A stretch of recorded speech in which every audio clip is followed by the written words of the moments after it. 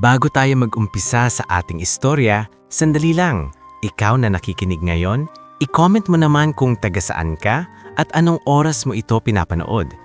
Nakakatuwang isipin na sa iba't ibang sulok ng mundo, may mga pusong sabay-sabay na nakikiramay, kinikilig at nasasaktan sa bawat kwentong tulad nito. Kaya halika, samahan mo muna akong silipin ang buhay ng isang babaeng matagal na lang hinusgahan ng mata ng tao pero hindi kailanman nawala ang dangal sa puso. Sa gilid ng isang masikip at maingay na kalsada sa Maynila, may isang dalagang halos araw-araw nang nakikita ng mga tao pero ni minsan ay hindi tunay na napansin. Si Isabela Loren. Sa unang tingin, iisipin mong isa lang siyang karaniwang palaboy. Gusot ang damit, kupas ang tsinelas at laging may dalang lumang bayong na puno ng kung ano-anong pinagtagpi-tagping tela. Madalas siyang makitang nakaupo sa waiting shed kapag tanghali o kaya na may tahimik na nakatayo sa tabi ng mga butik sa Divisoria at Quiapo na para bang may hinihintay na hindi na darating. Pero hindi alam ng karamihan, si Isabela ay hindi nababagay tawaging pulubi sa paraan ng kanyang pagkilos. Sa kabila ng hirap ng buhay, maingat siyang magsalita, mahinhin siyang tumingin, at may kakaiba sa postura niya. Parang may bakas ng dating buhay na hindi lubusang nabura ng gutom at pagod. Tuwing madaling araw, bago pa magbukas ang mga tindahan, nagigising na si Isabela sa isang maliit na abandonadong bodega sa likod ng lumang panaderya. Doon siya pansamantalang natutulog, sa pahintulot ng may-ari ng panadaryang si Aling Celia, isang biyudang may matigas na mukha pero malambot na puso. "Bella, o heto, mainit-init pa ang lugaw," sabi ni Aling Celia isang umaga habang iniaabot ang isang plastik na mangkok. "Salamat po, Aling Celia. Babayaran ko rin po to pag may naipon na ako." Mahina ngunit maayos na sagot ni Isabela. Umirap si Aling Celia pero may ngiti sa gilid ng labi. "Ay nako, ikaw talaga. Lahat gusto mong bayaran. Kumain ka na lang. Mamaya mamumutla ka na naman sa ikot mo." Napangiti si Isabela. "Hindi naman po ako mamumutla. Sanay na po ako." "Ayan ang mahirap sa mga batang sanay sa hirap," bulong ni Aling Celia. Parang hindi na marunong umamin kapag nasasaktan. Hindi sumagot si Isabela. Sanay na siyang lunukin ng mga salitang gusto niyang sabihin. Pagkatapos niyang kumain, bitbit ang kanyang bayong, lalakad siya papuntang simbahan sa dulong ng kalye. Doon niya madalas datnan si Tata Narding, isang matandang tagapaglinis at tagatugtog ng kampana sa maliit na kapilya. "O hiha, aga mo na naman," bati ni Tata Narding habang nagwawalis ng tuyong dahon sa bakuran ng simbahan. "Magandang umaga po, Tata," sagot ni Isabela. "May natira po ba kayong karton? Baka pwede ko pong ipangpatungan ng mga tela ko." "Meron sa likod, kunin mo lang. Pero Bella," huminto ang matanda at tinitigan siya. "Hanggang kailan ka mag-iisa sa laban mo?" Bahagyang yumuko si Isabela. "Hanggat kaya ko pa po." Kung hindi mo na kaya?" Ngumiti siya ng pilit. Di hihinga po muna ako, tapos lalaban ulit." Napailing si Tata Narding. Hindi na bago sa kanya ang sagot na iyon. Sa ilang taon niyang pagkakakilala kay Isabela, iisa lang ang napansin niya rito. Kapag ang ibang tao ay bumibigay, si Isabela ay lalo lamang tumitibay. Pero hindi ibig sabihin noon ay wala na siyang dinaramdaman. Bata pa lamang si Isabela nang magbago ang takbo ng kanyang buhay. Ang ina ng si Rosenda ay isang mahusay na mananahi na minsang gumagawa ng mga bestida at gown para sa isang maliit ngunit kagalang-galang na patahian sa Santa Cruz. Hindi sila yamaman pero marangal ang buhay nila noon. May maliit silang inuupahang silid, may maayos na pagkain sa hapag at may baong pang-eskwela si Isabela. Ang pinakamalino na alaala ni Isabela sa kanyang ina ay hindi ang mukha nito habang nagluluto o natutulog, kundi ang kamay nitong mabilis gumuhit. "Anak, tandaan mo," sabi noon ni Rosenda habang nakayuko sa mesa at may hawak na lapis. "Ang damit, hindi lang tela, pangarap din yan. Minsan, kapag isinuot ng isang babae ang tamang damit, pakiramdam niya kaya niyang magsimula ulit." Paano po kung mahirap lang ang magsusuot? Tanong noon ng batang Isabela. Ngumiti si Rosenda. Lalo na kung mahirap. Kasi ang maganda at maayos na damit, hindi lang para sa mayaman. Para rin yan sa pusong gusto pang maniwala sa sarili. Mula noon, nahilig si Isabela sa mga guhit, sinulid at tela. Natuto siyang magtahi ng mga punit, gumawa ng simpleng bulaklak na dekorasyon at sumukat ng tela gamit lamang ang tingin at daliri. Minsan pa nga, magkasama nilang iginuhit ng kanyang ina ang isang wedding dress. Simple, elegante at mahinhin. Hindi yun para sa tunay na kliyente. Pangarap lang yun ni Rosenda para sa hinaharap ng anak. Kapag dumating ang araw na isusuot mo ang ganito, sabi ni Rosenda noon, sana hindi dahil kailangan mo lang magandang. Sana dahil minahal ka ng tama. Pero hindi na natupad ang pangarap na yon sa maagang bahagi ng buhay ni Isabela.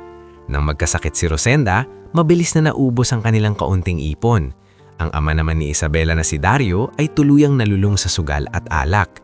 Sa halip na tumulong, lalo lamang nitong nilubog ang pamilya sa utang.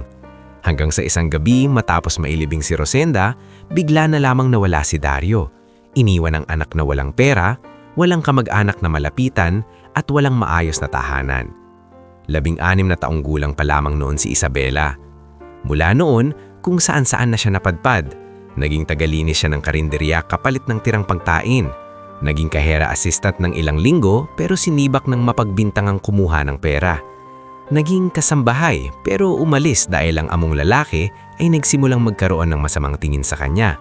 Sa bawat lugar na puntahan niya, iisa ang naging problema. Kapag mahirap ka, madali kang pagbintangan. Kapag wala kang kakampi, parang lahat may karapatang apakan ka. Ngulit sa gitna ng lahat ng yon, may isang bagay na hindi niya kailanman pinakawalan. Ang pangarap na may kinalaman sa pananahi.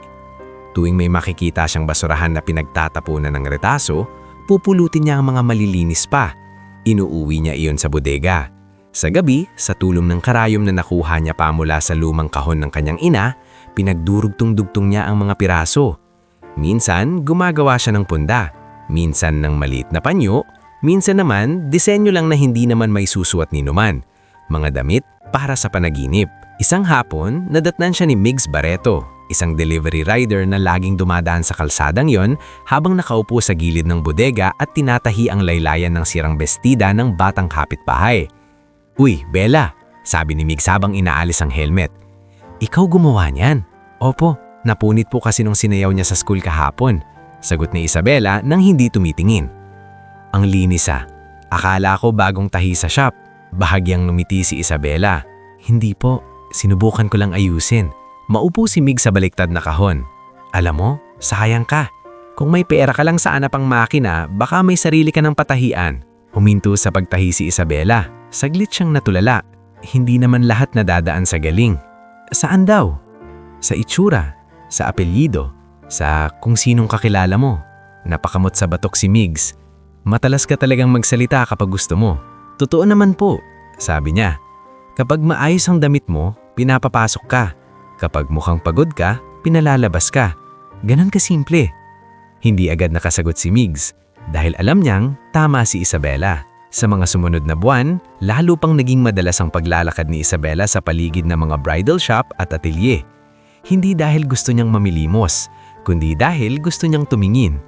Pinag-aaralan niya ang bagsak ng tela sa mannequin, ang pagkakatupi ng tsu, ang tahi sa manggas, ang hulma ng baywang at ang paraan ng paglalagay ng mga botones na parang perlas. May mga sales lady na nasanay na sa kanya. "Ayan na naman si ate mong tingin ng tingin pero walang pambili," bulong ng isa. "Hayaan mo na, wala naman sigurong masamang mangarap," sagot naman ng isa, pero may halong pangungutya. Naririnig iyon ni Isabela, lahat ng iyon. Pero hindi siya sumasagot. Hindi dahil duwag siya, kundi dahil ayaw niyang sayangin ang lakas niya sa mga taong hindi naman makakaintindi. Sa gabi, kapag humihiga siya sa manipis na karton sa loob ng bodega, madalas niyang hawakan ang lumang sketchbook ng kanyang ina. Medyo kupas na iyon. May mantsa ng tubig sa gilid at halos matanggal na ang ilang pahina. Pero para kay Isabela, iyon ang pinakamahalagang bagay na pag-aari niya. Binubuklat niya iyon ng dahan-dahan na parang dasal.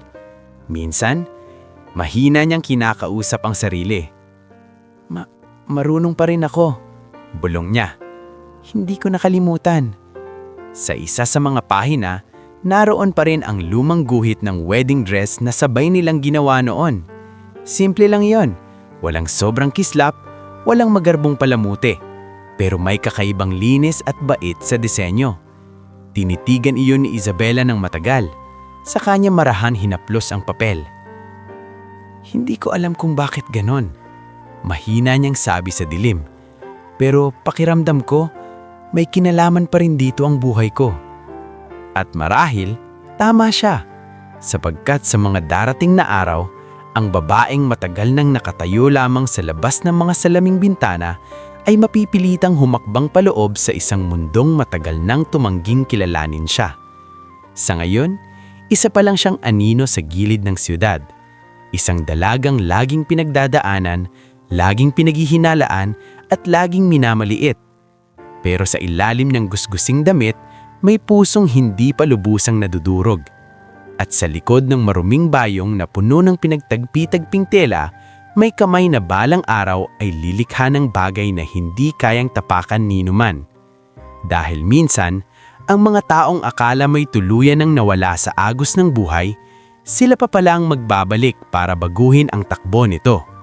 Bago tayo mag-umpisa sa susunod na bahagi ng ating istorya, gusto ko munang batiin ang bawat isa sa inyong patuloy na nakikinig. I-comment mo nga kung anong oras na sa lugar mo ngayon at kung sino ang kasama mong nakikinig sa kwentong ito. Minsan kasi, mas tumatagos ang isang istorya kapag sabay-sabay natin itong dinarama. At sa bahaging ito, mas lalo nating makikita kung paano kayang durugin ng pangungutya ang isang tao at kung paanong sa isang iglap kayang baguhin ng tadhana ang lahat. Magdamag na hindi nakatulog ng maayos si Isabela. Nakahiga siya sa manipis na karton sa loob ng lumang bodega, hawak ang kupas na sketchbook ng kanyang ina habang ang mahinang patak ng ulan sa yero ay tila may sariling ritmo ng pag-aalala. Sa isip niya, paulit-ulit pa ring bumabalik ang huling bulong niya noong nakaraang gabi. Ang pakiramdam na may kinalaman pa rin sa buhay niya ang lumang wedding dress na iginuhit nila noon ng kanyang ina. Hindi niya maipaliwanag kung bakit ganun kabigat ang kutob niya. Ma, mahina niyang bulong habang nakatitig sa kisame. Bakit pakiramdam ko? May naghihintay sa akin na hindi ko pa nakikita. Hindi siyempre sumagot ang dilim. Ang tanging naririnig niya ay ang mahina ngunit matatag na pagaspas ng hangin mula sa siwang ng bintana. Ngunit sa kaibuturan niya, may kung anong nagtutulak na bumangon siya kinabukasan at muling maglakad sa siyudad na matagal nang nanghuhusga sa kanya. Madaling araw pa lamang ay gising na siya. Paglabas niya ng bodega, nadatna niya si Aling Celia na nagsasali ng mainit na lugaw sa mga lalagyan. "Bella, ang aga mo na naman," sabi ng matanda sabay silip sa mukha niya. "Parang wala kang tulog." Ngumiti si Isabela kahit halatang pagod. "May iniisip lang po." "Ano na naman? Huwag mong sabihing sa mga damit na naman sa bintana ng mga mayayaman." Bahagyang natawa si Isabela pero may lungkot sa mata niya. "Hindi ko rin po alam kung bakit, Aling Celia. Basta parang may humihila sa akin doon." Sumangot si Aling Celia habang iniaabot ang mangkok. "Ang hirap sa iyo, anak. Masyado kang malapit sa mga bagay na pwedeng makasakit sa iyo." "Kaysa naman po sa lumayo ako sa pangarap ko," mahina niyang sagot. Natigilan si Aling Celia. Saglit niyang tinitigan ang dalaga bago bumuntong hininga. "Sige, pero tandaan mo, hindi lahat ng may magagandang ilaw ay ligtas pasukin." Pagkatapos kumain, nagtungo si Isabela sa maliit na simbahan kung saan nandoon si Tata Narding. Tulad ng dati, nagwawalis ang matanda pero nang makita siya, agad nitong napansin ang kakaibang bigat sa kanyang mukha. "May pupuntahan ka ngayon," sabi ni Tata Narding na para bang alam na agad ang laman ng isip niya. "Opo." "Saan?" Sa unang pagkakataon sa mahabang panahon, diretsahan siyang sumagot. "Sa mga bridal shop." Napahinto si Tata Narding. "Bella, hindi po ako manghihingi. Hindi po ako gagawa ng masama. Titingin lang po ako." "Hindi kita pinipigilan," sabi ng matanda. Pero may mga lugar talagang hindi mata ng tao ang unang tumitingin, kundi kapal ng damit, kinis ng balat at laman ng pitaka. Tata, sabi ni Isabela habang nakayuko, alam ko pong hindi ako bagay sa mundong yon, pero sa totoo lang, doon po ako humihinga. Natahimik si Tata Narding. Ilang sandali pa, iniabot niya ang isang plastic na supot. May nakuha akong lumang panyo at bukaang puti sa donation box. Baka gusto mong ayusin ang sarili mo ng kaunti bago ka pumunta. Napatitig si Isabela sa supot. Para saan pa po? Hindi para magkunwaring mayaman ka, sagot ng matanda, kundi para maalala mong tao ka pa rin. At may dangal. Humigpit ang hawak ni Isabela sa supot. Salamat po, Tata. Pagsapit ng tanghali, masikip na ang mga kalsada ng lungsod. Mainit ang simoy ng hangin kahit makulimlim ang langit. Sa tulong ng maliit na panyong ibinigali ni Tata Narding, bahagyang inayos ni Isabela ang buhok niyang madalas ay nakalugay ng magulo. Inayos rin niya ang pinakalinis niyang damit, isang lumang bestidang kupas na asul na siya mismo ang nagtagpi-tagpi sa laylayan para magmukhang disente. Habang naglalakad siya sa hanay ng mga butik, kitang-kita sa mga salamin ang pagitan ng dalawang mundo. Sa loob, may ilaw, aircon at mababangong tela. Sa labas, usok, alikabok at mga matang sanay ng umiwas sa katulad niya. Isa-isang dinaanan ni Isabela ang ilang tindahan. Timitingin lamang siya, gaya ng dati. Ngulit pagdating niya sa isang mas malaki at mas elegante kaysa sa iba, kusa siyang napahinto. Sa itaas ng malaking arko ng salamin ay nakasulat ang pangalang Vanguardia Atelier. Hindi iyon ang unang pagkakataong nakita ang butik na iyon, ngunit ngayon may kakaibang display sa pinakasentro ng bintana. Isang wedding dress ang nakasuot sa mannequin, puting-puti, payapang tingnan, may maomong bagsak ng tela at detalyeng tila kilalang-kilala ng kanyang puso. Para siyang binuhusan ng malamig na tubig, napalapit siya sa salamin. Ang hiwa ng laylayan, ang pino ng manggas, ang tahimik na anyo ng korse. Hindi iyon eksaktong kaparean ng sketch ng kanyang ina, pero sapat ang pagkakahawig para manginig ang buo niyang katawan. Hindi maaari, bulong niya. Sa likod ng salamin, abala ang mga sales lady sa pag-aayos. May mga mannequin, bulaklak, mamahaling upuan at salaming kumikislap sa chandelier. Para sa iba, isa lang itong eksklusibong atelier.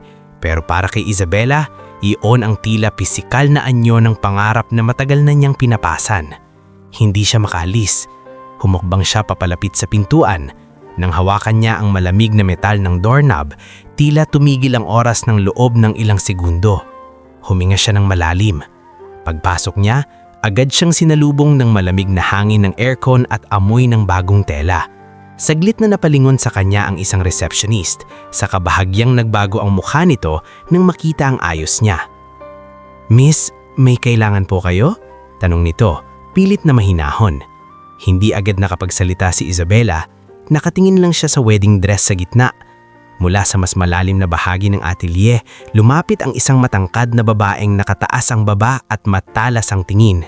Ito si Joara Villegas, assistant ni Patricia Vanguardia. "Anong ginagawa niya rito?" Tanong ni Joara sa receptionist, hindi man lang ibinaba ang boses. "Hindi ko po sure, ma'am." Lumingon si Isabela kay Joara, pilit niyang pinanatili ang paggalang sa boses. "Pasensya na po, titingin lang po sana ako." Natawa ng bahagya si Joara. "Titingin?" Tumanggo si Isabela, pero muling napalingon sa wedding dress. "Maganda po kasi." Sa di kalayuan, nakaupo sa velvet chair ang isa pang babae. Makinis ang kutis, mamahali ng bag at halatang sanay na masunod. Siya si Celine Vergara, isa sa mga kilalang bride-to-be sa social circle ni Patricia. Kanina pa siya pinipinuhan ng dalawang seamstress para sa kanyang fitting. "Ano yan, Joara?" Tanong ni Celine, may halong pagkainip. "May naligaw ba?" Marahang naglakad si Isabela palapit sa gown, hindi inaalis ang tingin dito. At bago pa siya mapigilan ng hiya, lumabas sa kanyang bibig ang tanong na ilang taon niyang kinimkim ng hindi namamalayan. "Pwede ko bang sukatin ang wedding dress na yan?" Parang biglang nabasag ang katahimikan. Si Celine ang unang natawa. Malakas, matinis, at walang anumang pagtatago ng pangmamaliit. "Ano raw?" sabi nito habang napapahawak sa dibdib. Narinig ko ba ng tama? Gusto niyang isukat? Sunod na natawa si Joara. Pati ang dalawang sales lady sa tabi hindi nakapagpigil. May isang seamstress pang napayuko na lang para hindi halatang natatawa. Namula ang tenga ni Isabela, ngunit hindi siya umatras. Hindi ko naman po sisirain, mahinahon niyang sabi. Gusto ko lang pong makita kung bagay sa'yo, putol ni Joara sabay taas ng kilay. Ate, alam mo ba kung magkano ang gown na yan? Hindi sumagot si Isabela. Lumapit si Celine, suot ang kalahating natapos na bridal robe. Inikot niya si Isabela mula ulo hanggang paa na para bang sinusuri ang isang bagay na hindi niya gustong malapitan. Baka akala niya fairy tale ito, mapanuyang sabi ni Celine, na porke gusto niya, pwede na agad. Hiha, hindi lahat ng puti ay para sa tulad mo. May ilang customer sa loob na napalingon. Ang iba ay napangiti, ang iba naman ay nagkunwaring walang narinig pero halatang nakikinig. Nakahawak pa rin si Isabela sa strap ng lumang bayong. Gusto niyang magsalita pero parang may bumabara sa lalamunan niya. Pasensya na po, yun lang ang nasabi niya. Napatingin lang po kasi ako. Guard, tawag ni Joara. Mula sa pinto, mabilis na lumapit ang guard na si Bong Ladrido. Ma'am, ilabas mo nga ito. Baka mamaya may mawala pa rito. Parang may kung anong mas matalim sa kutsilyo ang tumama sa dibdib ni Isabela sa narinig niyang iyon. Hindi po ako magnanakaw, mariin niyang sabi sa kauna-unahang pagkakataon. Saglit na natahimik ang ilan sa loob, marahil dahil sa tigas ng boses niyang puno ng sugat. Ngunit si Celine ay ngumisi lamang. Lahat naman ng nahuhuli, yan ang sinasabi. Sa may gilid, nakatayo pala ang social media vlogger na si Trix Avail, inimbitahan para i-cover ang soft launch ng bagong bridal line. Hawak-hawak nito ang cellphone at nakatutok kay Isabela. Guys, tignan niyo to, bulong ni Trixa sa camera, ngunit sapat para marinig ng mga malalapit. May eksena tayo rito. Napansin niyon ni Isabela, bigla siyang napuno ng hiya. Hindi na lamang siya pinagtatawanan sa harap ng iilang tao, magiging katatawanan na rin siya ng mga estrangherong wala namang alam sa kanyang buhay. Napaatras siya ng isang hakbang. Pakiusap, sabi niya, nanginginig ang boses. Huwag niyo po akong kuhanan. Bakit? Sagot ni Trixa. Public place to. Lalong humigpit ang hawak ni Isabela sa bayong. Pakiramdam niya unti-unting hinuhubaran ng dignidad ang bawat piraso ng kanyang pagkatao. Ilabas mo na siya, sir, sabi muli ni Joara kay Bong. Lumapit ang guard. Hindi siya marahas pero ang pag-abot ng kamay nito ay sapat para maramdaman ni Isabela ang sukdulang pagkadurog at sa sandalin hiyon bumukas ang pintuan ng atelier. Mula sa labas, umalingaw-ngaw ang mahinang preno ng isang mamahaling sasakyan. May pumasok na lalaking nakasuot ng simpleng kulay abong polo, matikas ang tindig at may presensyang kayang patahimikin ang buong silid nang hindi nagtataas ng boses. Hindi siya pasigaw, hindi magarbo, pero nang mapansin siya ng receptionist, agad itong naputla. Sir Leandro?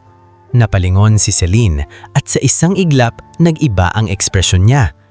Leandro? Halos pabulong niyang sabi, biglang umayos ang tindig. Ngunit hindi man lang tumingin sa kanya ang lalaki. Ang mata nito ay diretso lamang kay Isabela. Sa dalagang namumula ang mata, nanginginig ang kamay at ngayoy tila handa ng lamunin ng lupa sa tindi ng kahihiyan. Humakbang si Leandro Vallejo palapit sa tabi niya. Saglit na natagilan si Isabela. Pamilyar ang kanyang muka, pamilyar ang kanyang tindig at biglang kumabog ang dibdib niya sa isang alaala na akala niyang tuluyan ng lumipas. Huminto si Leandro sa tabi niya. Pagkatapos, sa harap ng lahat ng taong kanina lamang ay tumatawa sa kanya, malamig ngulit malinaw niyang sinabi, "Bakit ninyo inilalabas ang kasintahan ko?" Bago tayo magpatuloy sa mas mabigat na bahagi ng ating istorya, gusto ko munang batiin ang bawat isa sa inyong nakatutok. I-comment mo naman kung anong oras ka nakikinig ngayon at kung anong pakiramdam mo sa takbo ng kwento. Dahil sa parteng ito, mas lalo nating mararamdaman na hindi sapat ang isang himala para mabago ang buong buhay ng isang tao. Minsan, Ang tunay na laban ay nagsisimula pagkatapos kang may ligtas sa kahihiyan. Napatigil ang buong atelier sa sinabi ni Leandro Vallejo. Parang biglang namatay ang lahat ng bulungan, tawanan at mapanghusgan tingin sa loob ng Vanguardia Atelier. Si Jawara, na kanina lamang ay matapang na nag-uutos sa guard, ay tila natuyuan ng laway. Si Celine naman, na tila sanay sa atensyon at paggalang ng lahat, ay biglang nanikip ang ekspresyon ng mukha. Ang pinakamabigat sa lahat, si Isabela mismo ang halos hindi makahinga. Hindi dahil sa tuwa, kundi dahil sa gulat. Nakatitig siya kay Leandro, at habang mas nililinaw ng kanyang isip ang mukha nito, unti-unting bumabalik ang isang alaala mula ilang buwan na ang nakararaan. Isang gabing madilim, basa ang kalsada at halos walang taong dumadaan sa ilalim ng tulay malapit sa estero. Noon, galing si Isabela sa isang karinderyang pinagtatrabahuan niya ng panandalian. Wala na siyang trabaho kinabukasan dahil nagsara ang pwesto, kaya bitbit niya ang 2 tuyong tinapay at lumang tela sa bayong niya habang naglalakad pa uwi sa bodega. Sa ilalim ng tulay, narinig niya ang kalabog at ang mahinang daing ng isang lalaki. Nung una, gusto niyang iwasan iyon. Sanay na siya sa gulo sa lansangan. Alam niyang maraming beses ang pakikialam ay siya pang nagdadala ng kapahamakan. Pero may kung anong nagtulak sa kanya noon para sumilip. 3 lalaki ang nakapalibot sa isang taong nakasubsob sa gilid ng semento. Pilit kinukuha ng isa ang relo nito habang ang isa na may hinahalughog ang bulsa ng pantalon. "Bilis, bago may makakita!" sigaw ng isa. Hindi nag-isip si Isabela noon. Kumuha siya ng basag na bote sa gilid sa kabuong lakas na inihagis sa poste ng ilaw. Basag. Nagulat ang 3 lalaki. "Hoy, may pulis!" sigaw niya kahit wala naman. Sa kasunod-sunod na pinalo ng kahoy ang bakal na drum sa gilid ng daan para lumikha ng ingay. Sa takot na may dumating, nagsitakbuhan ng mga hold-upper. Nang lumapit si Isabela noon sa lalaking biktima, duguan ang gilid ng noo nito at namumutla sa hilo. Hindi pa niya nakita ng maayos ang mukha, pero napansin niya agad na hindi ito karaniwang taong palaboy rin sa kalsada. Malinis ang sapatos, mamahalin ang relo kahit halos natanggal, at tila hindi sanay sa ganoong uri ng gulo. Sir, gising pa po ba kayo?" tanong niya noon. Mahina itong umungol. Hinila niya ang lalaki patabi sa mas ligtas na bahagi sa ilalim ng tulay. Pinunasan ng sugat sa noo gamit ang laylayan ng suot niyang scarf at binigyan ng kaunting tubig mula sa boteng baon niya. Bakit ka tumulong?" Mahina nitong tanong noon, halos hindi marinig. "Wala pong ibang tao," simpleng sagot ni Isabela. "Pangalan mo?" Saglit siyang natahimik noon. Hindi niya alam kung bakit pero hindi niya sinabi ang buo niyang pangalan. "Bella," tugon niya. Dahil hirap nang tumayo ang lalaki noon, inabangan niya ang isang rumarandang barangay patrol at pinara iyon. Pagdating ng ilang tanod, iniwan na niya ang lalaki nang hindi man lang hinihintay ang pasasalamat. Sanay na siyang tumulong nang hindi nakikilala. At ngayon, heto ang parehong lalaking iyon sa harap niya. Mas maayos, mas matatag, at mas makapangyarihan ang tindig. Pero siya pa rin iyon. "Bella?" mahinang sabi ni Leandro. Tila kinukumpirma ring siya nga ang babaeng matagal niyang hinahanap. Namasa ang mata ni Isabela. Hindi niya alam kung lalapit, magsasalika, o aalis. Ang unang nakabawi ay si Celine. "Leandro?" sabi nito, pilit pinapakalma ang sarili. May hindi kayata naiintindihan. Ang babaeng to, pumasok lang dito at gustong sukatin ang display gown. Gumagawa lang kami ng paraan para maprotektahan ang shop. "Pinoprotektahan?" ulit ni Leandro, malamig ang boses. "Mula kanino? Sa isang babaeng magalang na nagtanong? Hindi mo alam ang buong pangyayari." Sabat ni Jawara. Bahagyang lumingon si Leandro sa kanya. Hindi siya sumigaw. Hindi siya nagtaas ng kamay.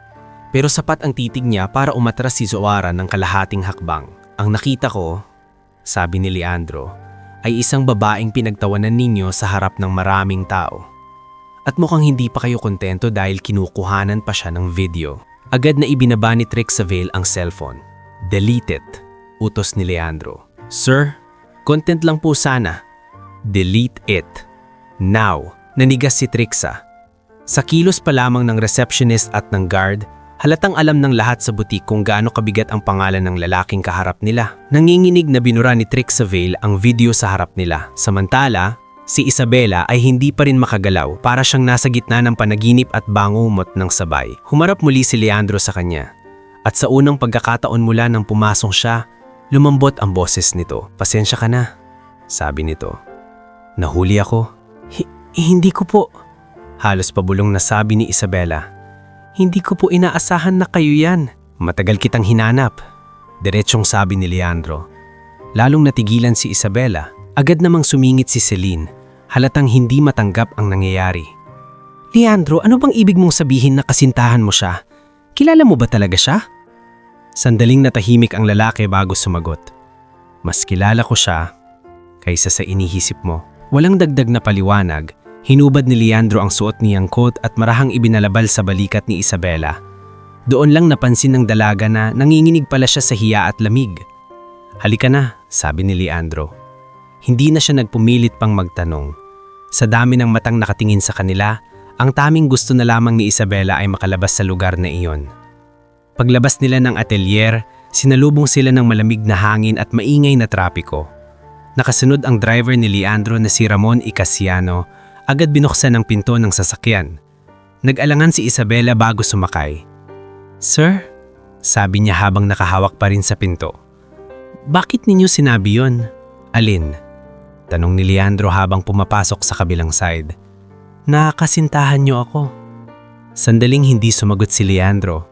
Nang umandar na ang sasakyan, saka lamang siya nagsalita. Dahil kung hindi ko sinabi yon, hindi sila titigil.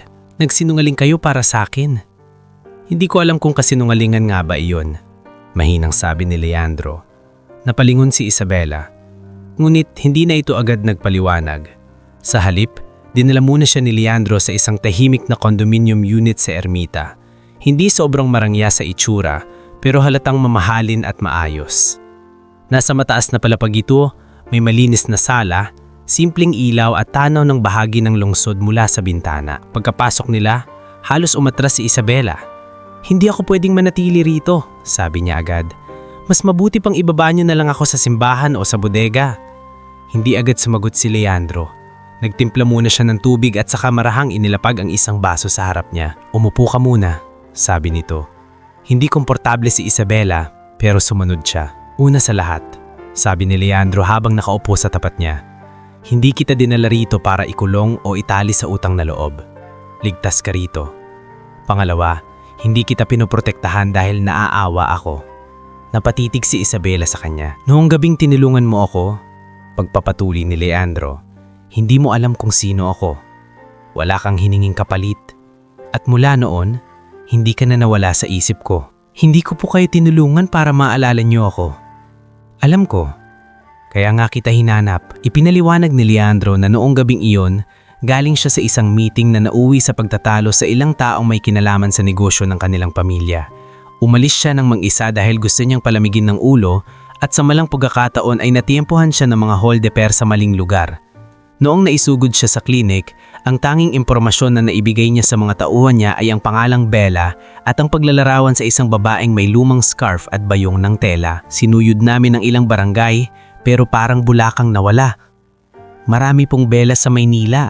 Mahinang tugon ni Isabela, pero iisa lang ang tumingin sa akin noon na hindi dahil sa apelido ko. Natahimik si Isabela. Pagkalipas ng ilang minuto, may dumating na babae sa unit. Nakasalamin, kalmado ang kilos at may dalang medical bag. Ipinakilala siya ni Leandro. Si Dr. Maureen Tadeo, kaibigan ko. Gusto ko lang siguraduhin na maayos ka. Hindi ko kailangan ng doktor, mabilis na sabi ni Isabela. Tinignan siya ni Dr. Maureen at bahagyang ngumiti. Lahat ng taong matagal ng pagod kailangan ng doktor, hindi lang nila inaamin. Hindi na siya nakatanggi. Sa simpleng check-up, nalaman ni Dr. Maureen na kulang sa tulog si Isabela. Mababa ang hemoglobin, at may ilang lumang pasa at pilat sa braso na halatang mula sa matagal na hirap sa lansangan at trabaho. Hindi ka mahina, sabi ng doktora, pero matagal mo nang pinipilit ang katawan mo. Pagkaalis ni Dr. Maureen, isa pang bisita ang dumating kinabukasan. Si Attorney Inigo Palmera, legal advisor ni Leandro.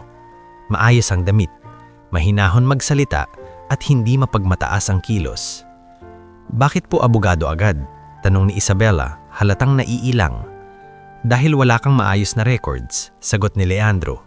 Kailangan nating maayos ang mga dokumento mo. ID, lumang school papers, birth certificate, at kahit anong pwede pang mabawi. Hindi kita maipasok sa disenteng trabaho kung sa papel ay parang wala kang pinagmulan. Tila may kurot sa dibdib ni Isabela sa narinig na iyon. Totoo naman, sa tagal niyang palipat-lipat ng buhay, marami sa mga papeles niya ang nawala, nasira o hindi na niya naasikaso. Sa mga sumunod na araw, tinulungan siya ni Attorney Inigo na balikan ang ilang lumang record.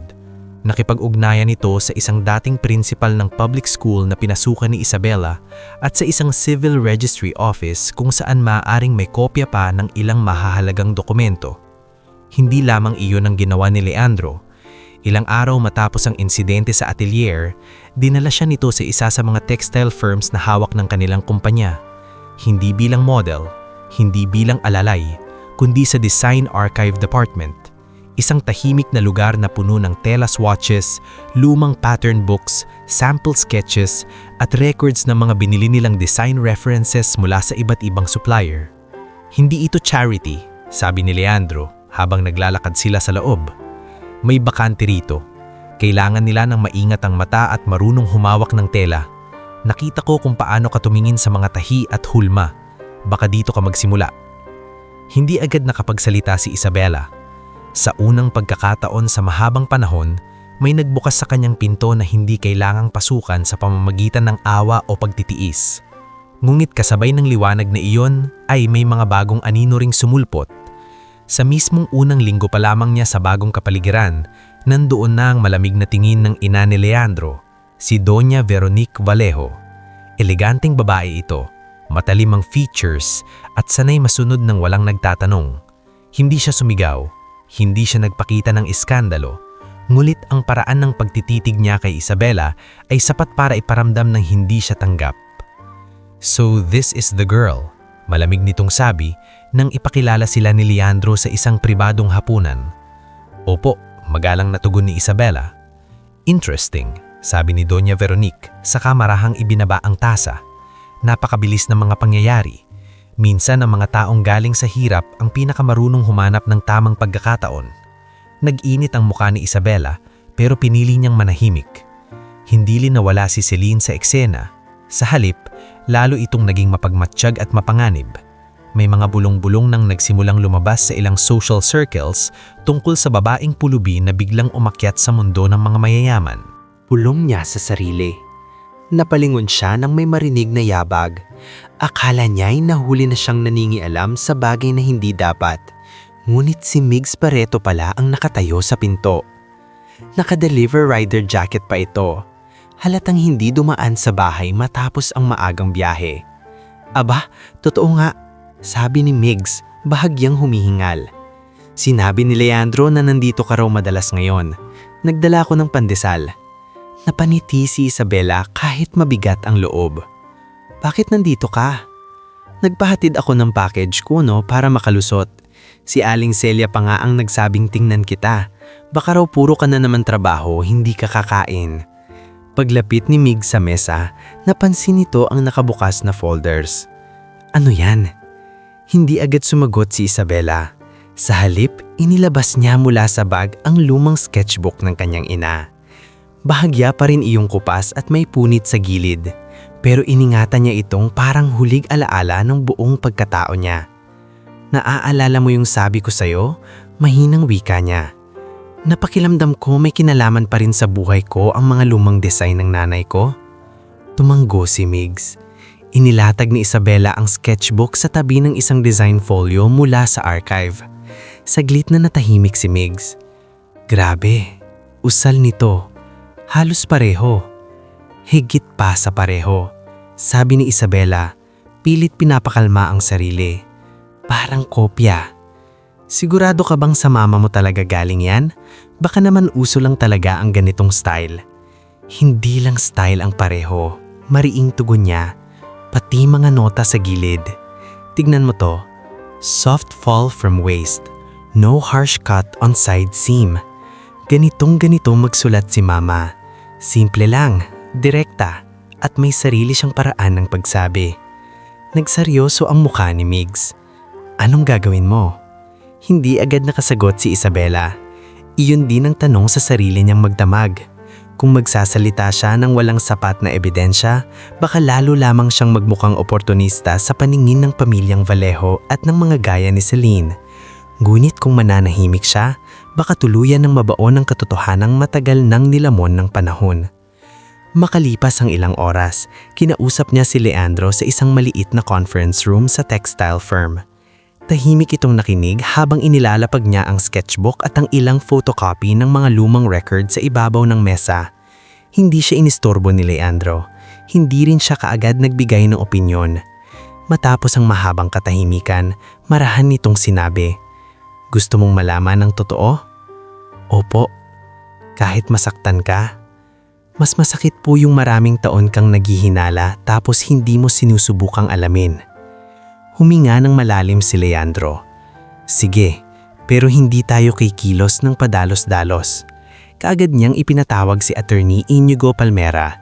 Nang dumating ang abogado, maingat nitong sinuri ang mga hawak nilang sketches, signatures at dating acquisition records.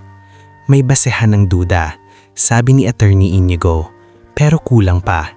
Kailangan natin ng chain of custody, testimonya at malinaw na link kung paano napunta ang design concepts na ito sa kumpanyang may koneksyon sa mga Vergara at sa Vanguardia Atelier." Matias Vergara, mahinang sabi ni Isabela, parang kinakapa sa isip ang pangalan. Napatingin sa kanya si Leandro. "Kilala mo?" "Hindi ko po personal na kilala, pero narinig ko na ang pangalan niya noon sa nanay ko. Hindi ko lang maalala kung kailan." At doon nagsimulang hukayin ang mas malalim na bahagi ng nakaraan.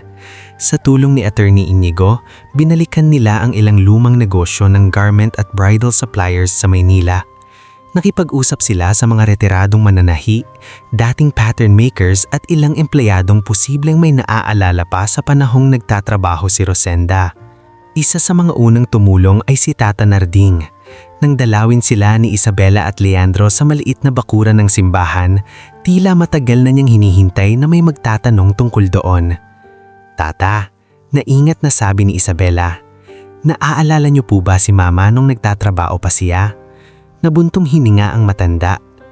"Anak, hindi ko alam kung darating pa ang araw na itatanong mo yan. May alam po ba kayo?" Tumingin si Tata Narding kay Leandro, saka muling ibinalik ang tingin kay Isabela. "Noong nabubuhay pa ang mama mo, minsan siyang umuwi rito sa simbahan na umiiyak. Hindi dahil sa pagod, kundi dahil may nagnakaw raw ng mga disenyo niya. Sabi niya, pinangakuan siya ng partnership, pero nang oras na para ilabas ang koleksyon, iba na ang may pangalan." Naninigas si Isabela. "Sino po?" "Isang lalaki," sagot ni Tata Narding. "Matias Vergara." Parang humigpit ang hangin sa dibdib ni Isabela. Bakit hindi po siya lumagan noon? Sinubukan niya, pero sino ba naman siya? Isang ordinaryong pattern maker lang. Samantalang yung lalaki, may pera, may koneksyon, at may mga taong handang sumaksi pa sa kanya. Sandaling tumigil ang matanda bago nagpatuloy. "Mas masakit pa ron. May ilang mayayamang babaeng buyer na nakinabang din sa mga design. Isa na roon ang mga taong nasa paligid ng pangalang Vanguardia." Hindi nakapagsalita si Isabela. Pakiramdam niya, unti-unti nagkakatotoo ang pinakamasamang hinala niya. Pagbalik nila sa kotse, tahimik lamang si Leandro habang siya'y nakatulala sa bintana. "Hindi ko alam kung galit ang nararamdaman ko," sabi ni Isabela pagkaraan ng ilang minuto. "Parang may bahagi sa akin na gusto lang maawa kay Mama." "Pareho pwede." Mahinahong tugon ni Leandro. "Pwede kang maawa, pwede ka ring magalit." Ang tagal niyang nanahimik. Baka pagod na siyang lumaban noon. Pero ako, lumunok siya. Ayokong matapos na ganun lang. Lalong lumakas ang kaso nang matagpuan nila sa tulong ng isang matandang dating mananahi na si Alma Buesa ang ilang lumang resibo at practice sheets na may pirma ni Rosenda Lloren. Si Alma ay minsang kasamahan ni Rosenda sa isang maliit na garment house sa Santa Cruz. Matagal ko yang itinago, sabi ni Alma habang nanginginig ang kamay na iniabot ang lumang envelope kay Isabela. Sabi sa akin ni Rosenda noon, baka raw dumating ang panahong kailanganin mo. Bakit hindi niyo po agad sinabi sa akin? Tanong ni Isabela. Namumuo ang luha. Anak, bata ka pa noon. Tapos nawala ka pa matapos mamatay ang mama mo. Hindi kita mahanap. Akala ko, hindi mo na rin gugustuhing balikan. Sa loob ng envelope ay may 3 bagay. Isang kopya ng resibo ng design commission, isang pahina ng original bridal concept notes na may sulat kamay ni Rosenda, at isang maikling liham. Hindi mahaba ang sulat. Ngunit sa bawat salita ay ramdam ang pagkapunit ng dangal ng isang ina na hindi na ipaglaban ng sarili. Kung may araw na mabasa ito ng anak ko, gusto kong malaman niyang hindi ako tumigil dahil tama ang ginawa nila. Tumigil ako dahil ayokong madamay siya sa gulo ng mga taong kayang sirain ang kabuhayan ng mahihina. Pero sana, kung lumaki siyang matapang, maibalik niya ang pangalan na kinuha sa atin. Hindi na napigilan ni Isabela ang pagluha. Niyakap siya ni Leandro at sa unang pagkakataon mula nang nagsimula ang lahat, hindi siya umiwas. Ngunit kasabay ng paglapit nila sa katotohanan ay ang paglapit din ng panganib. Hindi nagtagal, nagsimula ang paninira laban kay Isabela. May ilang anonymous posts sa social media na nagsasabing siya raw ay babaeng palaboy na gustong nungikil sa mayayamang pamilya. May ilang blog pang lumabas na nagsasabing pinipeke lang niya ang kanyang kwento para mapansin. At ang pinakamasakit, muling lumitaw si Trix Savale. Ngayon ay hindi na basta vlogger, kundi isa ng mas agresibong content creator na halatang may nag-uudyok. Sa isang video, narinig ni Isabela ang linyang, may mga taong biglang nagkakaroon ng heritage kapag nakaapak na sa bahay ng mayaman. Napakuyom ng kamao ni Leandro nang mapanood iyon. Si Celine, malamig nitong sabi. At posibleng si Joara. Ngulit mas malalim pa ang laban kaysa sa social media.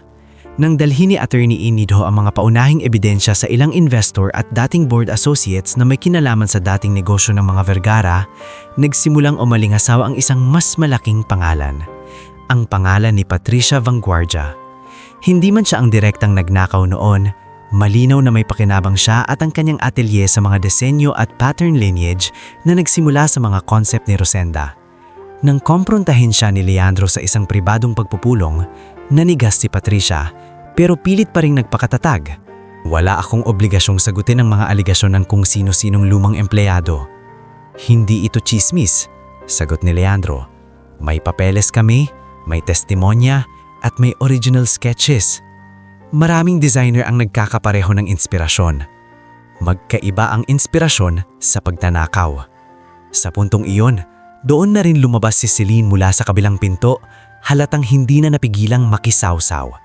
Leandro, sobra na ito. Sabi niya, maniniwala ka talaga sa isang babaeng pinulot mo lang sa lansangan? Umangat ang baba ni Isabela. Hindi na siya ang babaeng nanginginig sa gitna ng atelier. At ikaw, mahinahon ngunit matalim niyang sagot. Maniniwala ka hanggang dulo sa yaman ninyo kahit alam mong may tinatapakang tao para mapanatili yan? Napasinghap si Patricia. Si Celine ay namula sa galit. Bago pa tuluyang masira ang pagpupulong, nagsalita si Attorney Inigo. Sa puntong ito, may opsyon kayong harapin ito ng pribado o sa legal at pampubitong paraan. Ngunit tandaan ninyo, kung itutuloy namin ito, hindi na lang ito usapin ng pangalan. Usapin na rin ito ng pandaraya at intellectual theft. Nagkatinginan sina Patricia at Celine. Hindi man sila agad bumigay, malinaw na yumanig na ang kumpiyansa nila. Ngunit ang pinakamalaking dagok ay hindi pa doon nagtatapos. Ilang linggo pagkatapos, inanunsyo ang isang engranding charity fashion gala ng Vanguardia Atelier. Layunin daw nitong itaguyod ang mga kabataang gustong matuto ng fashion design. Ngunit ayon sa impormasyong nakalap ni Leandro, ang event na iyon ang gagamitin ni Patricia para ilunsad ang panibagong signature bridal collection na pinaniniwalaan nilang muling may halong konseptong galing sa mga lumang disenyo ni Rosenda. Naghahabol sila, sabi ni Leandro sa isang gabing magkaharap sila ni Isabela sa unit. Gusto nilang maagapan ng iskandalo sa pamamagitan ng malaking event at media coverage. Tapos anong gagawin natin? Tanong ni Isabela. Hindi agad sumagot si Leandro. Sa halip, tinawag niya sa mesa sina Attorney Inigo, Migs at maging si Doña Veronique manoon ay tahimik lamang nakaubo sa gilid. Oo, naroon si Doña Veronique. Sa mga nagdaang linggo, unti-unti niyang nakita kung paano pinili ni Isabela ang manahimik kapag pwede namang gumante, kung paano ito tumutulong sa mga ordinaryong seamstress sa firm, at kung paano nito ipinagtatanggol ang dignidad ng mga manggagawang matagal nang minamaliit. Hindi pa rin siya ganap na malambot, ngunit hindi na rin kasing talas ng dati ang mga mata niya. Anong plano? Tanong niya. Tumingin si Leandro kay Isabela. Ang totoo, sabi nito, kailangan na nating ilabas sa tamang oras ang lahat. Humigpit ang hawak ni Isabela sa envelope ng kanyang ina. Naalala niya ang araw na pinagtawanan siya sa atelier. Ang panahong gutom siya at walang pumapansin. Ang mga gabing kinakausap niya ang lumang sketchbook sa dilim. Ang boses ng inang matagal nang wala at sa unang pagkakataon, malinaw na malinaw ang desisyon niya. Haharapin ko sila, sabi niya. Tahimik ang buong silid.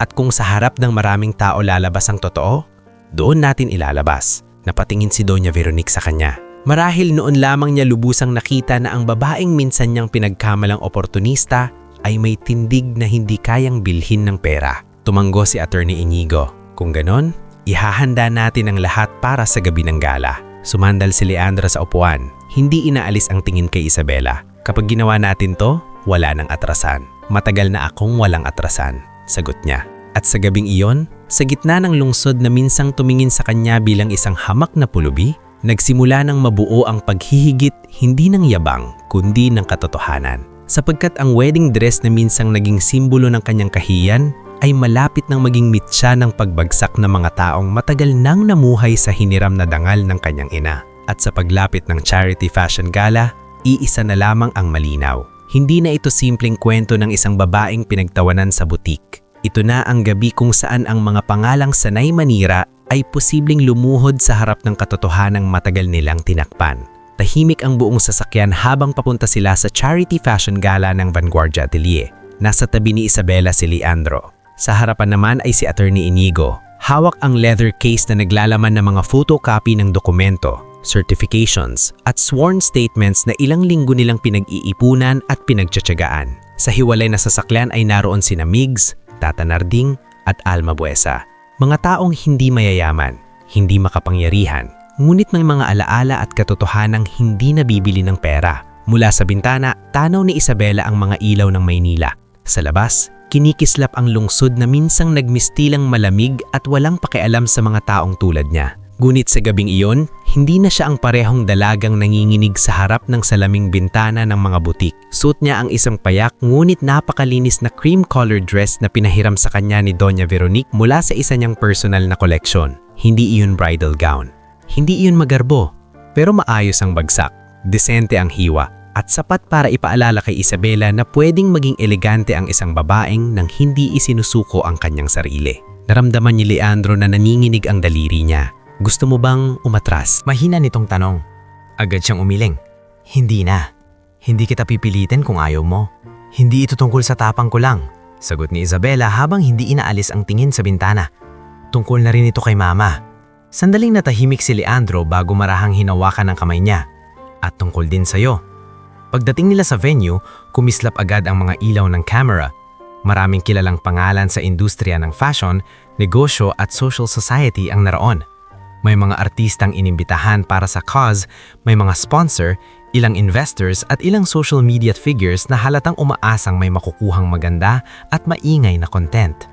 Sa gitna ng engrandeng bulwagan, nakahanay ang mga displays ng bagong bridal line ng Vanguardia Atelier. Nakasabit ang mga damit na mapuputi, mapinong tingnan at sadyang inihanda para humakot ng paghanga. Sa entablado, may malaking LED screen na nagpapakita ng mga salitang An Evening of Grace, Legacy and Hope. Legacy. Napakuyom ng bahagya ang kamay ni Isabela sa salitang iyon. Ang kapal, pabulong na sabi ni Migs na kakalapit lang sa kanila. Legacy raw. Hayaan mo, mahinang sabi ni Ate Inigo. Mamaya malalaman ng lahat kung kaninong legacy ba talaga. Sa gilid ng bulwagan, nakita ni Isabela sina Patricia Vanguardia at Celine Vergara. Pareho silang nakaayos ng napakagara. Si Patricia ay may suot na wine-colored formal gown at tahimik na nakikipagkamay sa mga donor. Si Celine naman ay naka-silver beaded dress, nakangiti sa harap ng camera at halatang gustong ipakitang walang anumang iskandalong gumugulo sa kanilang mundo. Ngulit nang nakansin nila ang pagdating ni Isabela kasama sina Leandro, Doña Veronique at ang legal team, nagbago ang ihip ng hangin. Bahagyang namutla si Patricia. Hindi ko sila inimbitahan para gumawa ng eksena. Malamig nitong sabi kay Joara na kaagad namang lumapit. Ma'am, gusto niyo bang paalisin sila? Pabulong na tanong ni Joara. Bago pa makasagot si Patricia, lumapit si Leandro. Tahimik, ngunit buong tindig. Nandito kami bilang mga bisita, sabi niya. At bilang mga taong may karapatang marinig at makita kung ano ang ilulunsad niyo ngayong gabi. Pilit ngumiti si Patricia. Siyempre, charity event ito. Bukas sa mga taong may mabuting layunin. Sumagot si Isabela at sa boses niyang iyon ay wala na ang dating pag-aalinlangan. Mabuti po bang layunin ng magpakitang bango gamit ang mga disenyong ninakaw ninyo? Parang biglang nabawasan ng oxygen sa paligid. Napalingon ang ilang taong malalapit sa kanila. Agad sumingit si Celine, halatang gustong pigilan ang pagkalat ng tensyon. Not tonight, Isabela. Huwag kang gumawa ng gulo sa event na to. Ngumiti ng mapait si Isabela. Nakakatuwa. Nung pinagtatawanan ninyo ako sa butik, hindi niya naisip na may gulo palang darating. Hindi na siya pinansin ni Celine at sa halip ay hinarap si Leandro. Paano mo natitiis ito? Dinadala mo rito ang isang babae na gustong sirain ang pangalan ng mga taong wala namang ginawang masama sa kanya? Bago pa makasagot si Leandro, nagsalita si Doña Veronique. Celine, malamig ngunit kontroladong sabi nito, ang mga taong walang ginawang masama ay hindi natatakot sa ebidensya. Napatingin si Celine sa matandang babae, halatang hindi niya inaasahang kakampi si Doña Veronique ng gabing iyon. Makalipas ang ilang minuto, nagsimula ang formal na programa. Umakyat sa entablado si Patricia at nagbigay ng mahabang pananalita tungkol sa paghubog ng kinabukasan ng mga batang designer at paggalang sa kasaysayan ng sining sa pananahi. Habang nagsasalita ito, pakiramdam ni Isabela ay bawat salitang binibitkas nito ay tila patalin na iniikot sa alaala ng kanyang ina. Nang matapos ang speech, isa-isang pinakita sa LED screen ang mga highlights ng bagong signature bridal collection.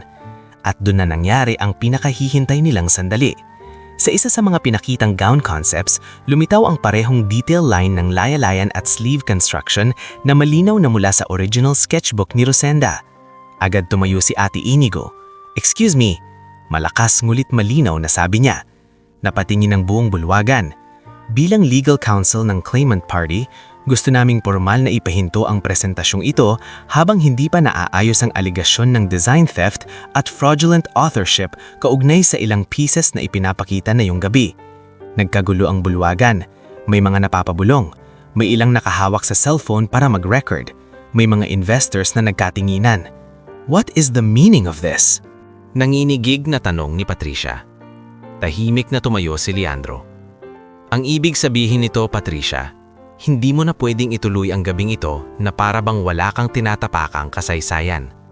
Sabay-sabay na umakyat sa harapan sina Isabela, Attorney Inigo at Alma Buesa. Humawak si Isabela sa mikropono. Sa dami ng taong nakatingin, alam niyang ito na marahil ang pinakadelikadong sandali sa buhay niya. Ngunit nang maalala niya ang kanyang ina, si Aling Celia, si Tata Narding, si Migs, at lahat ng panahong namuhay siyang parang walang halaga sa mata ng lipunan, biglang tumatag ang dibdib niya. "Magandang gabi po," panimula niya. "Marami sa inyo ang hindi ako kilala. Ang iba sa inyo, maaaring nakita na abo sa mga lumang video at chismis bilang babaeng pulubi na nagwala raw sa isang bridal boutique. Pero ngayong gabi, hindi po ako narito para manggulo. Narito ako para itama ang isang matagal ng mali." Tahimik ang bulwagan. "Ang pangalan ko po ay Isabela Lloren. Anak po ako ni Rosenda Lloren, isang pattern maker at designer na matagal na pong patay.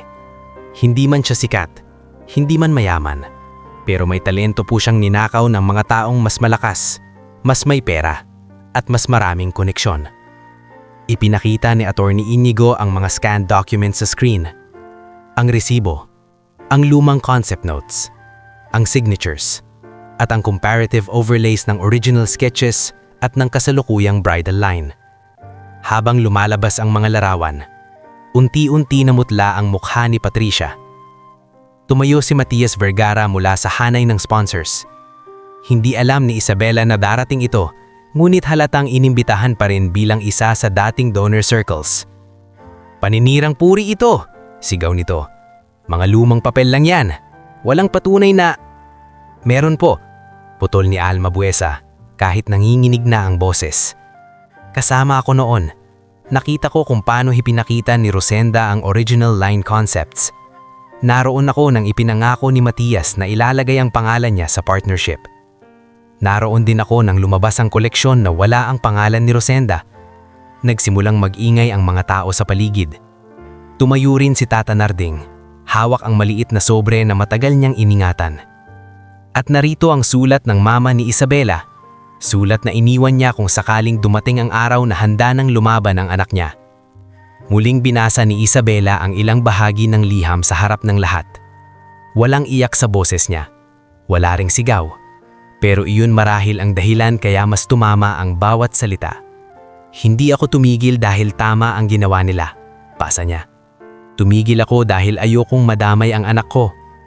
Nanginginig ang mga kamay ni Patricia nang hawakan niya ang likod ng upuan.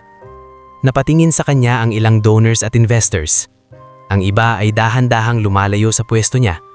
Si Celine naman ay halatang nawawala na ang tikas. Lumapit ito kay Patricia at pabulong na nagsabing, "Do something!" Ngulit sa unang pagkakataon, mukhang wala nang magawa si Patricia. At doon, nagsalita si Doña Veronica Vallejo. "Ako si Veronica Vallejo," sabi niya. Sabay tayo mula sa VIP row. At bilang isa sa mga investor na inimbitahan ngayong gabi, gusto kong malinaw na ipahayag na hindi namin susuportahan ang anumang koleksyon, event o negosyo na napatanayang nakinabang sa nakaw na likha ng iba. Sunod-sunod na umatras ang ilang sponsors. May mga media people na nagsimula ng magtanong. May ilang donor na biglang umalis sa mesa.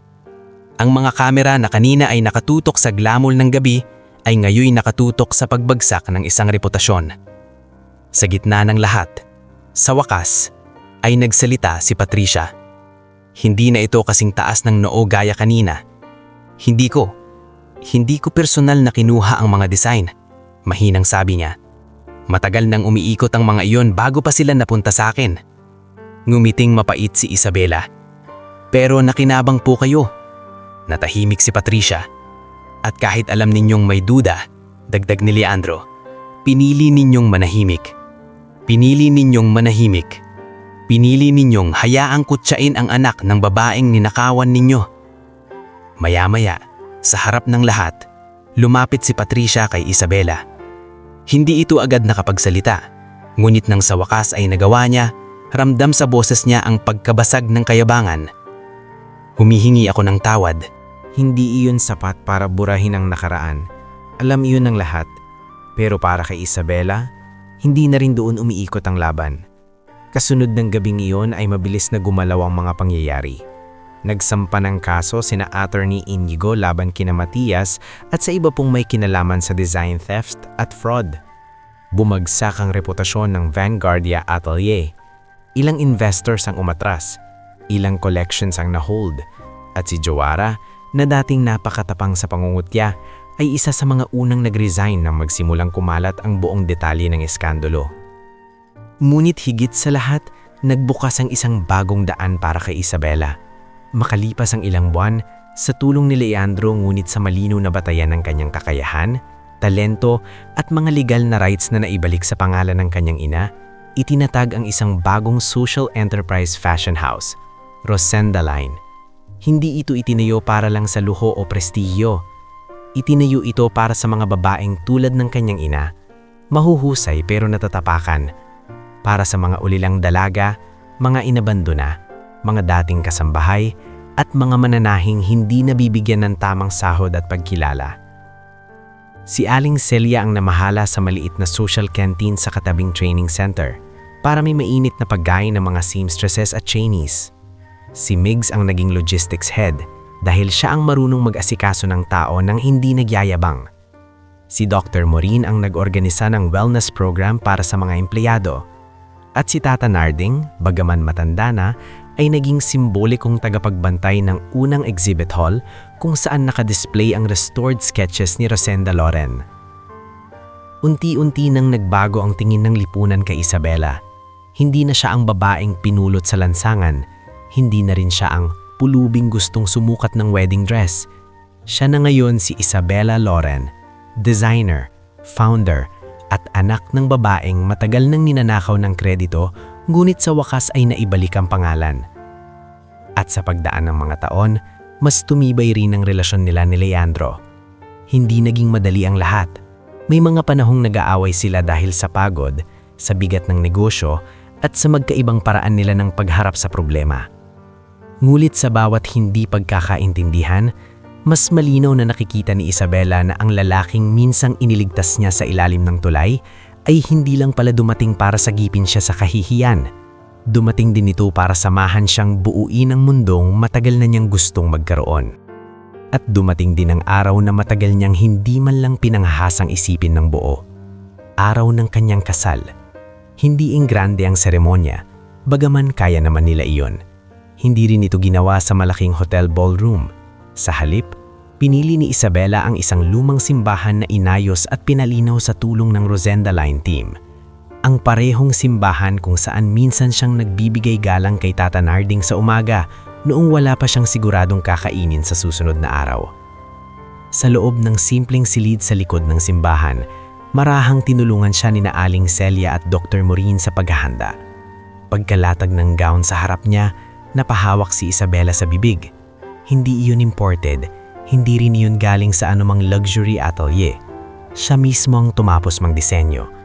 At ang base pattern nito ay mula sa orihinal na sketch na sabay nilang iginuhit ng kanyang inang si Rosenda noong bata pa siya. Simple, malinis, mahinhin, walang sobrang palamuti. Ngunit sa bawat tahi ay may kasaysayan, sa bawat tabas ay may pagbawi, sa bawat bagsak ng tela ay may dangal. Bagay na bagay sa'yo, sabi ni Aling Celia pinapahid ang luha. Akala ko noon hanggang tinin ka na lang sa mga ganyang damit. Gumiti si Isabela, luhaan din. Ako rin po. Paglabas niya sa aisle, tumayo ang lahat.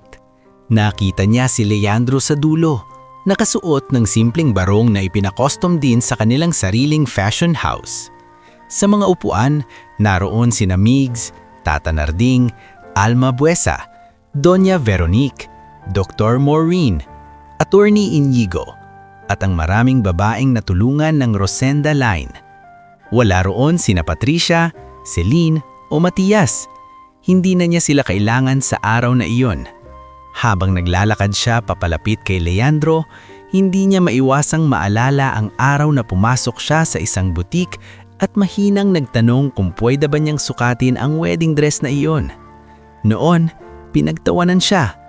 Noon, itinulak siya palabas ng mundong pinapangarap lang niya ang masilip.